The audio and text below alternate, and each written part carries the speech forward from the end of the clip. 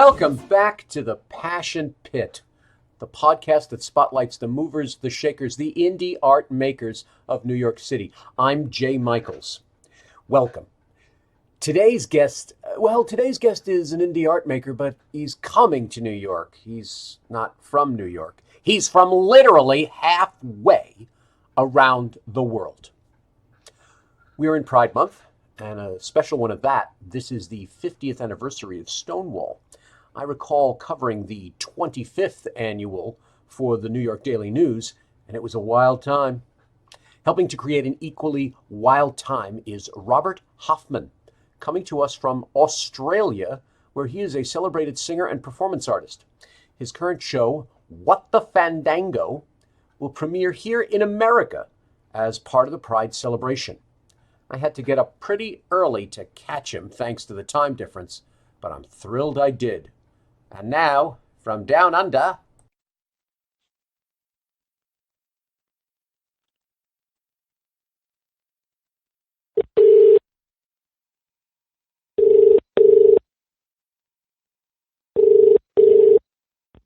Hello, Jay.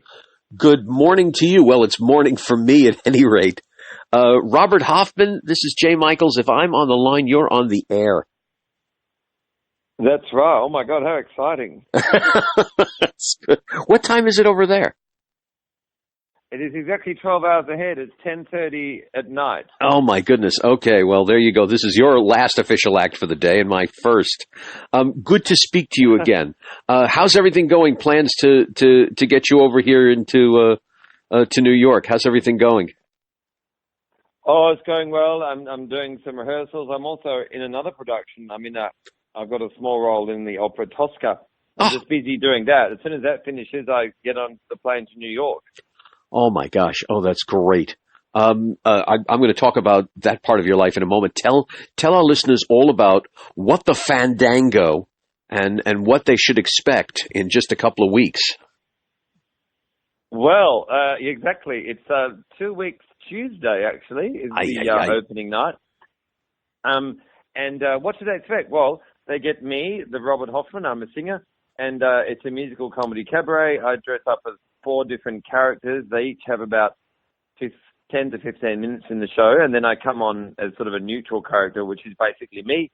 And all the music accompaniment is provided by Will Holzhauser, a New York-based fantastic piano accordion player who I got through various connections from my Australian accordion player who knew someone, you know, those connections of course. you go through. I know a guy who knows a guy, yeah. That's right. Piano accordion is an amazing instrument for cabaret because it's intimate. The player faces the audience, unlike pianos. You know, they look at the audience, and it creates a real nice sort of dance vibe for me as I'm changing. It inspires more movement than piano. It's just a great instrument, and it's a bit of a South American flavor. That's why it's called What the Fandango, to give it a bit of a South American feel. Some of the songs have a South American flavor.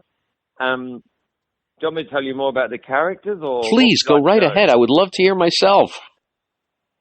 Well, it opens with a character called Dr. Gaye Thyme, who is a singing. She's a singing teaching academic who's a bit frustrated. She really yearns to be a 1940s style nightclub singer. You know, a sultry woman from the 1940s who sang in glamorous nightclubs. That's where she wants to be. So that's where she often goes to in this show.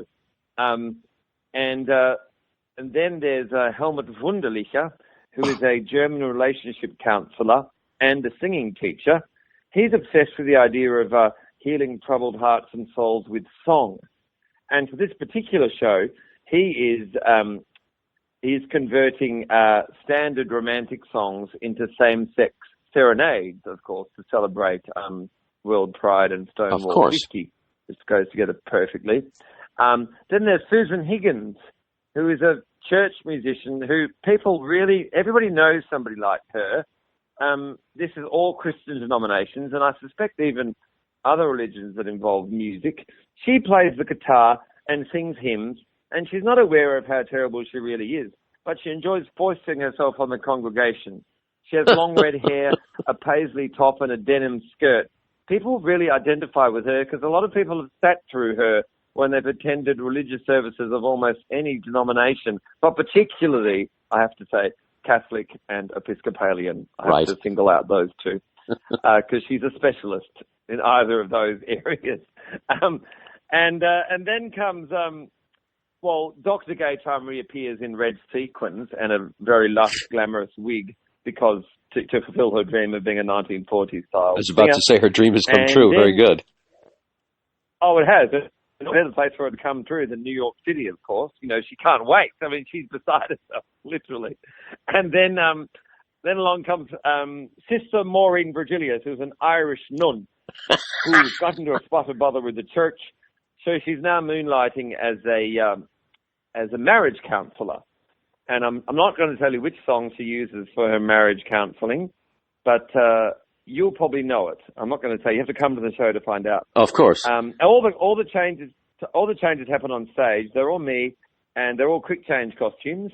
And some of the changes happen to music, so it's a lot of fun. The audience shouldn't be bored for a minute, I don't think.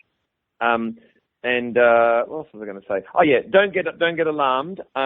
I go down to sort of black shorts and a t-shirt, so you don't see anything you don't want to see in terms of nudity. So don't get concerned. You're in the West Village. That's like overdressed. Well, I know. I did think about that. But I figured if I'm going to take any more clothes off, I'd need to go to the gym for a year. Well, there you go. Personal trainer. Right. So, okay. And who's got time for that? Believe me, I understand. Yeah, so we're going down to a discreet amount. Enough, you'll see enough. And what's I tell you? What else was there? Oh, yeah, the range of music is incredible. It goes right from Schubert. I get hold of a Schubert art song and put some new words onto it, which audiences seem to enjoy. There's two Stephen Sondheim songs.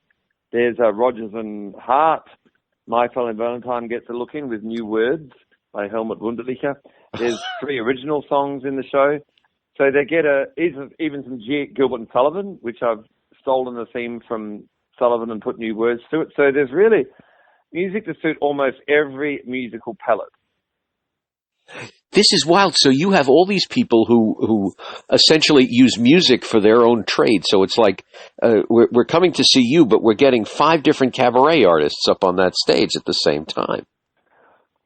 Well, that's exactly right. And the characters are such that they have plausible reasons to be singing because they're all actually singers in real life. So they're like doing a mini cabaret each. You're quite right. So it's like... Yeah, they are doing a little mini cabaret, and they're based on people I've met over the years in both singing, teaching, and broader life. So you're quite right. It's like 4 or 5 mini cabarets. Yep. Oh, that's terrific. Oh, wow. That's great. Now, when I read this in your bio, I blinked, and now I'm hearing this again, and I'm still blinking. You're an opera singer. You are a trained opera singer. Yep, that's right. I trained in Sydney and in Perth and a little bit in Germany and a little bit in London. The biggest role I had was Coco in Mikado. I really enjoy comedy roles, and Dulcamara in The Elixir of Love. I've also done roles in Die Fledermaus and Orpheus in the Underworld and all sorts of things. With West Australian Opera, I've worked in Sydney at the Sydney Opera House with the Australian Opera Chorus and other cabaret. So yeah, opera and the learning to sing opera is a very strange process these days. Well, learning to sing full stop is a very strange process because singing is not necessarily a hard thing to learn, but it's a hard thing to teach. And you really do have to do a lot of soul searching to be a singer. And so it's a lot of the undercurrents in the show are about that. But these undercurrents sort of expand into jokes about which everybody gets, even if they're not performing artists. You know what I mean? So it's not an in show. There's not too many in jokes. So if you're not a singer or a performing artist and you're an audience, in fact, audience is the most important people of all, of course, because without audience, there's nobody to perform for. There you go. So as much as this is about theater people, quote unquote, the humor is broad enough. Everyone's going to get it. So we're able to laugh at ourselves. We're going to laugh at other people that we know. That's right. And by the way, while I'm an opera singer, I love nothing more than a Broadway musical, which is why I'm so excited to do this show in New York. I teach music theatre at the West Australian Academy of Performing Arts. I teach singing in music theatre. I reckon if I could have danced, I'm not really a very good dancer, I could have become a music theatre singer, but with my dance skills, I think, as you'll see in the show, they're there, sort of latent, but I can't do what those Broadway guys do, so I just have to do my own thing, sort of thing. But I love. You're not a dancer. Theater. You are like a lot of crossover. You're in audition notices. It always says those who can dance. So that's you. You're not a dancer. You can dance. I can dance if I have to. That's right. It Now, takes a while. Now, did you start out as was your initial aspiration to be an opera singer? My initial aspiration was, yes, to be a classical singer, because I really loved opera. I loved classical music. I loved Mozart and a lot of the great operas as a young, sort of a late teens, early 20s. But then, what was it? The first musical was Cats. And of course, I fell in love with that straight away, the first big production. And then I've been in amateur productions of Les Mis, which I think everybody on earth has been in. Oh, for sure, of course. So there's nothing that unique about that. And so, yeah, I did initially have aspirations of wanting to be an opera singer, but then in recent years I discovered my whole notion of what singing is completely got exploded because I heard the great English jazz singer Norma Winston singing, and she was breaking every single rule about classical singing in the book, but it was so moving and just so beautiful. I thought, what are we all doing with this opera stuff? Opera's fabulous, but any style of singing can be fabulous and be very communicative and moving. It's just that they're different modes of communication. They're all equally as challenging and they all have special challenges. I love great music theatre singing. I love great jazz singers. So I consider myself an opera singer crossover into music theatre, and I wouldn't call myself a jazz singer. That's a bit dangerous because it's highly specialised, making stuff up as you go along. Indeed. But I've become quite an eclectic sort of crossover guy now, yeah. It's really interesting what you say about breaking all the rules. I always hear that you have to know the rules perfectly in order to know how to break them. So I guess that's where people find inspiration in doing that. Now, okay, so now we have an opera singer who has fallen in love with musical theater. And where did What the Fandango come from? Where did all of this backstory lead you to playing 5 insanely interesting people with an accordion pianist behind you? How did that birth from all this? Well, a good question. My first show I did with piano, that was called Desperately Young at Heart, with the same 4 characters, and I decided to give them other things to do. And I thought, I met Kathy Travers, who was my Australian-based piano accordion player, who wasn't available to come to New York City. And I loved her playing so much. I thought, gee, that would be fun to do a show with her playing. So I asked her, we had a jam session. We did some standard, middle-of-the-road stuff. She improvised some beautiful accompaniments. I thought, this is going to be great. So I selected a whole lot of songs that would work with piano accordion. Some are very unusual on piano accordion. You'll be pleasantly surprised, I think. So that's where the piano accordion idea came from. And then we discovered she is classical piano accordion, which has a very much South American emphasis in the way she plays and the style of music she plays, piazzolla and that sort of thing, and a lot of tangos and bossa novas happening in there. And so we thought, what are we going to call the show? So Fandango is a Spanish dance from about the 1700s, and of course South America has such a heavy Spanish influence. We thought Fandango, what the Fandango, which is like saying what the. Well, yeah, WTF, exactly. So, WTF had a multi sort of meaning. Like what the Fandango, let's do it anyway, or what the Fandango is going on. So I thought a good name for a cabaret show, relatively brief, and it gave the South American feel, which the piano accordion instantly does to the show. There's a great song by Stephen Sondheim called "The Boy From," which is a satire of the famous Boy from Ipanema, right, by a famous South American composer whose name escapes me. But it's very funny. It puts a same-sex twist on "The Boy from Ipanema," which Sondheim wrote in the 60s, I think, very early yes. on. Yeah. Huh. Now, What the Fandango has scored a lot of points where you are. It's actually. You've won awards, you have excellent reviews, etc. How has it been received in Australia, where you're from? Well, really well. We first did it at Perth Fringe, which is, by the way, is the third largest fringe festival in the world. The largest is Edinburgh, second largest is Adelaide, also in Australia, and Perth in Western Australia has the third largest. So I didn't know that. Insane. That's great. Yeah, it's a fun fact. It got very well received there. I got 5-star reviews, 4-star reviews last year, and another a set of 5-star reviews this year at Perth Fringe World. I took my other show, Desperately Young at Heart, to Edinburgh. That won Best Cabaret from Western Australia in 2014. That was when I'd been brewing a cabaret for about 10 years. I kept saying, I've got to do this. And then I finally decided to come up with a concept and book myself in for Fringe. So there's the point of no return. I got a favourite director, a guy I know, Stuart Maunder, he's directed musicals in Australia and opera, and he's presently artistic director of South Australian Opera. He's a great guy. He directed me. He helped me write the first show. He directed the second show. So it all grew from there, and the audiences seemed to really respond well. And I feel there's a really strong connection with the audience. They laugh at the jokes, and there's some audience interaction. It's very limited. But there is some liturgical dancing involved. So if you're frightened about being selected, perhaps don't take the front row. Yeah, really. Yeah, but don't be too frightened. Don't be too scared. It's absolutely fine.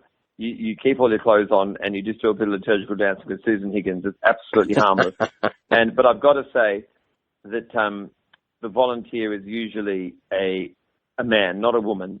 I find men on stage slightly funnier than women. Women often look too good, actually, is part of the problem. They're so elegant and beautiful that they get on stage and you think, well, they're not funny, are they? So that's why I often choose men as my audience participants. I'm probably giving away too much, but anyway. Yep. It's funny you say that. I have an improv troupe as another client, and they invited me up on stage during a performance once. And now I've been doing this for years, and I thought, okay, fine, whatever. I was really funny because I had no clue as to what I was doing. So I think you're right. I think guys up there, they don't know where to go. Women go with the flow, I think, a little bit more than us guys. Okay, now going with the flow. There you are, this opera singer who has now won great acclaim with this uproarious cabaret in your home country. I'm not going to think it's just the obvious that, okay, well, it's Stonewall, it's Pride, whatever. What made you say, okay, I'm coming to America? I'm getting on a plane and going halfway around the world to an audience who may not know me and present my heartfelt work to them. What drug did you take? How much booze did you drink? What made you do it? Well, very good question. Well, when I was in New York in December, I went to see quite a few cabaret venues, and they all had their pluses and minuses. I saw some great shows, of course, some great Broadway musicals too, and some opera. I saw heaps. And I was trying to scope out venues. Then a friend of mine said, "Oh, do you know Father Graham Napier? He used to be precentor of the Episcopalian, which is called Anglican in Australia, of the main cathedral in Perth. He's now rector of St. John's in the West Village." And I went and visited him for lunch because he'd seen my shows in Perth and really enjoyed them. And he said, we're doing a special program of events for the Stonewall 50 and New York World Pride. Your cabaret show would fit in just right. And he said, it's a bit loose, so we won't put it in the church. We'll put it in the church hall, which is called the Revelation Gallery. Right. And, everything's happening in June to coincide with those two big events. Of course. And so it was fate. I could have done the highly business thing and, found a venue and all that sort of thing and done it commercially. But I thought, no, this is a good way to dip your toe, to test a show with a US-based audience in a church hall in a sort of low-key performance in the West Village, very intimate performance.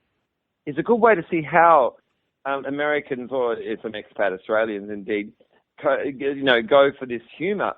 Rather than, go and hire a commercial venue and all the pressure that's associated with a commercial venue, hire a sort of a venue that's attached to a church. And the funny thing is, two of my characters actually are making fun of the church, which is one of the great ironies.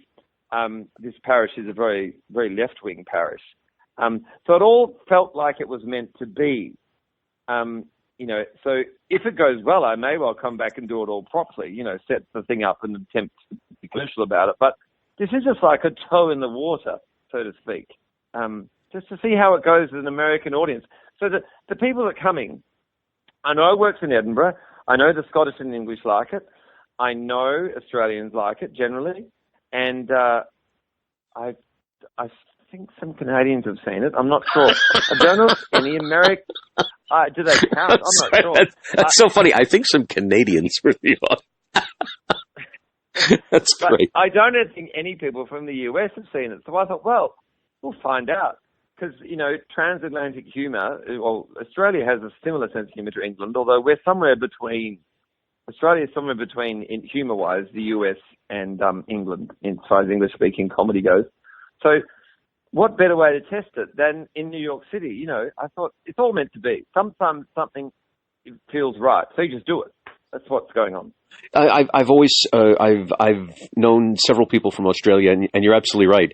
You have the cleverness of British humor, but you kind of you're a little looser, a little freer with your humor than the British normally are. Yes, and oh my gosh, when you were describing the characters, I thought, he's going to be in a church. What? Wait a minute. But I've been to St. John's not long ago, and I saw the people who celebrate Mass there.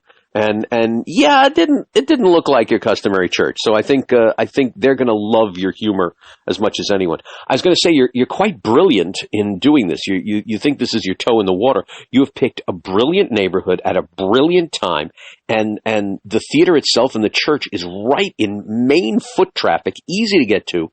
It's like a block from the subway. It's right. Yeah. It's like 100 feet from 7th Avenue South. You were invited, which is absolutely flattering. You're really smart on this. You didn't have to pick a venue where you're competing with the other 8,000 acts that are going to be in there. You are it for this theater, and I think it's wonderful. I think it's just going to be a blast. Oh, so do I.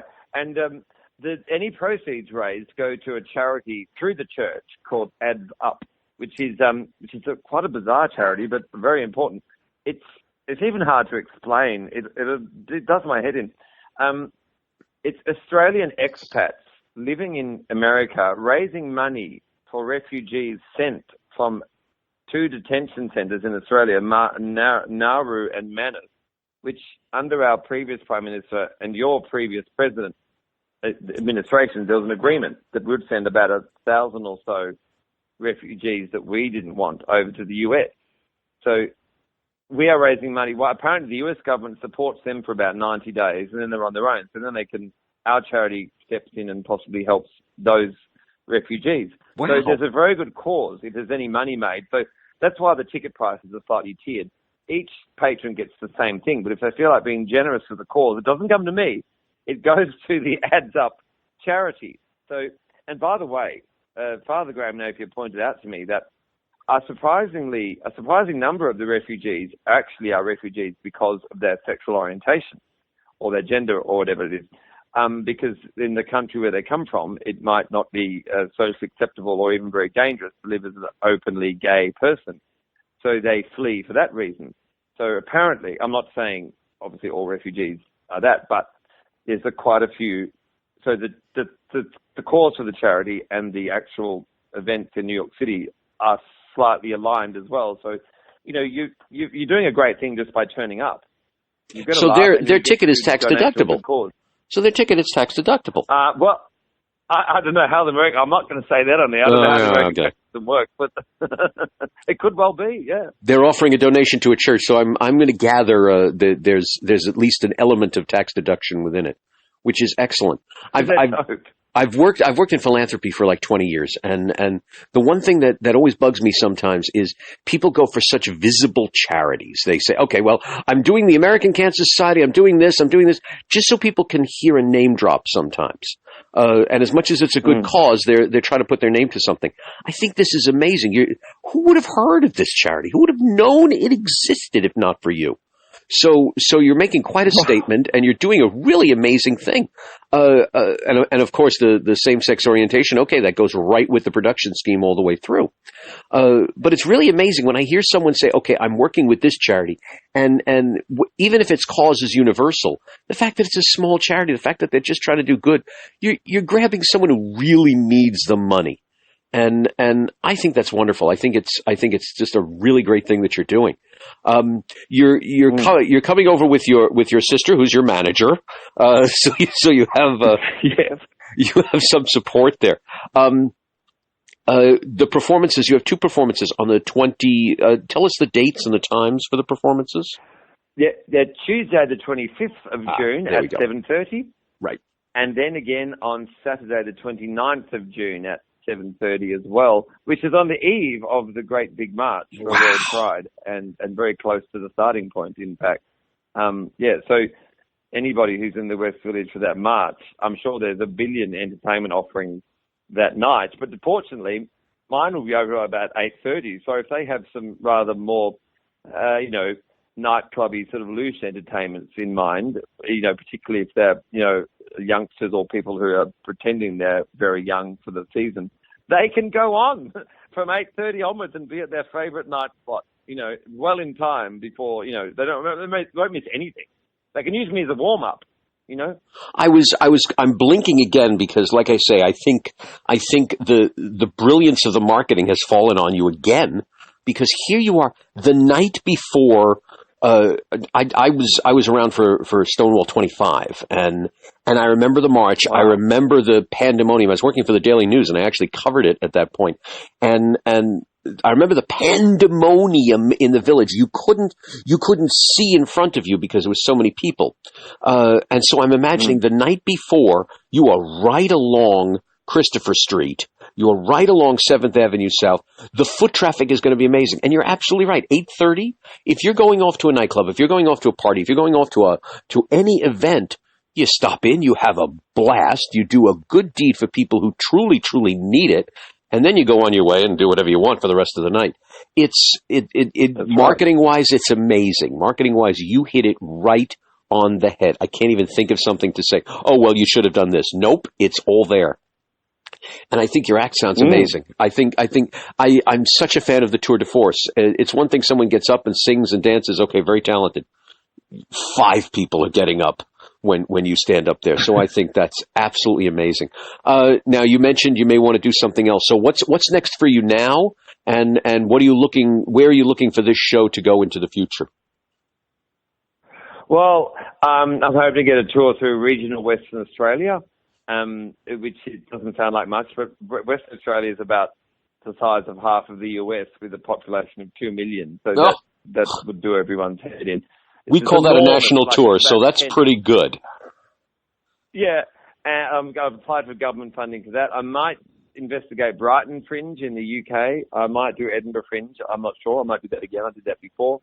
I'm hoping I might do a new cabaret show, which has a slightly different feel to it.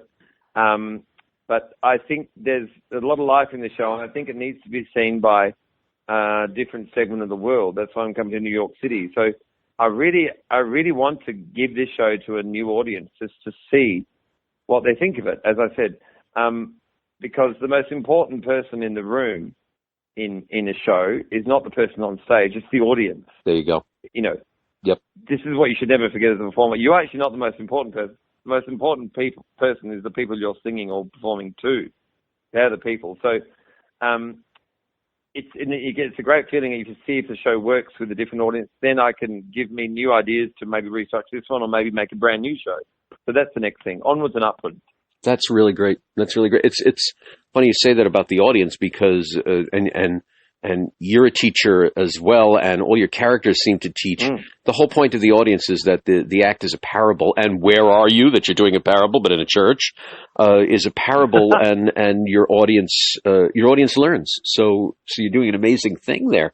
I hear so many times people say New York premiere, world premiere, and all of that. This really is, because you're coming from halfway around the world. No one here has even seen it. So this is truly a premiere. Yeah, it's actually Perth to New York is one of the longest flights you can do in the world. Do you realize that? two of the most geographically distant capital cities. I think New York, Perth is about as far apart on the globe as you can get. It's quite astonishing. Wow. Well, I always hear performers. I'm sorry.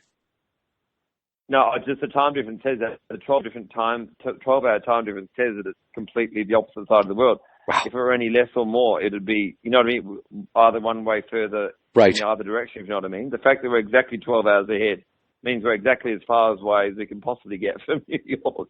I laugh at that because I have performers all the time who tell me, look, I'm coming from Queens. I need the time. Stop. This man's coming from Australia. That is really terrific. You hit another wink, by the way. I'm sure you know in New York there's a ticket service called Fandango. And Oh, really? oh yes, and I laugh because you're sort of giving that subliminal thing. What the Fandango? Fandango is tickets. Go order tickets to see Robert Hofmann in What the Fandango. You're Except you have to go to Eventbrite, of course, not Fandango. Yeah. Oh, yeah. They'll figure that out when they click links. But it's just funny. You're immediately making us think of tickets. So again, That's good. the marketing gods are smiling on you one more time. Robert, I can't wait to see your show. I think it's going to be a blast. I think the audience is going to love it. I think we're going to see a lot more of you.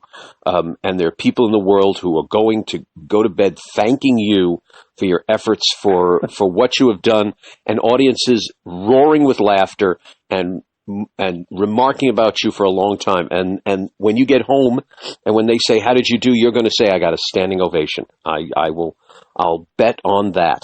It is a pleasure to speak to you. Well, let's hope. Yeah. Yes. It's a pleasure to speak to you. I look forward to hearing more about the show and everything that's happening. And here's to the future. Thank you so much for chatting today. Thank you, by the way. Thank you. There is a link to the trailer somewhere you can possibly put on the website. Somewhere. Oh, have no fear of that. Have no fear of that. I'll slather all the good stuff onto this. So that's no problem whatsoever. Good. Thanks again. Have a good night. And I will talk to you very soon. Yeah. Thanks very much, Jay. Ciao. Bye-bye. Ciao.